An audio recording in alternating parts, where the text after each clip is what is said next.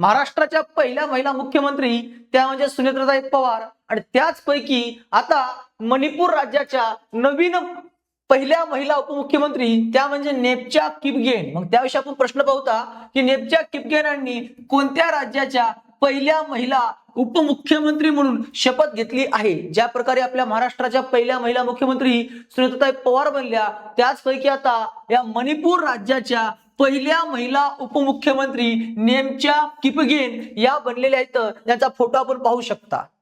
म्हणजे या मणिपूर राज्याच्या पहिल्या महिला उपमुख्यमंत्री बनलेल्या आहेत। मग सध्या आपल्या भारतामध्ये लक्षात घ्या, सध्या आपल्या भारतामध्ये एकूण 4 राज्यामध्ये महिला उपमुख्यमंत्री कार्यरत आहेत। लक्षात घ्या, सध्या देशात आपल्या भारतामध्ये 4 ठिकाणी महिला उपमुख्यमंत्री कार्यरत आहेत। पहिला म्हणजे आपल्या महाराष्ट्रात सुनेत्राताई पवार ज्या आपल्या महाराष्ट्राच्या पहिल्या महिला उपमुख्यमंत्री बनल्या। त्यानंतर नेप्जा किपगेन जे नुकत्याच मणिपूरच्या पहिल्या महिला उपमुख्यमंत्री बनलेल्या आहेत। त्यानंतर दिया कुमारी या राजस्थानमध्ये उपमुख्यमंत्री म्हणून कार्यरत आहेत। प्रगती परिडा या सुद्धा ओडिसामध्ये उपमुख्यमंत्री म्हणून कार्यरत आहेत। आणि आतापर्यंत आपल्या भारतामध्ये 9 महिला उपमुख्यमंत्री बनलेले आहेत। आता पूर्ण भारताच्या इतिहासामध्ये 9 महिला उपमुख्यमंत्री बनलेल्या आहेत। सुनेत्राताई पवार या 8व्या महिला आहेत आणि 9व्या महिला या आता नेप्चा किपगेन बनलेल्या आहेत।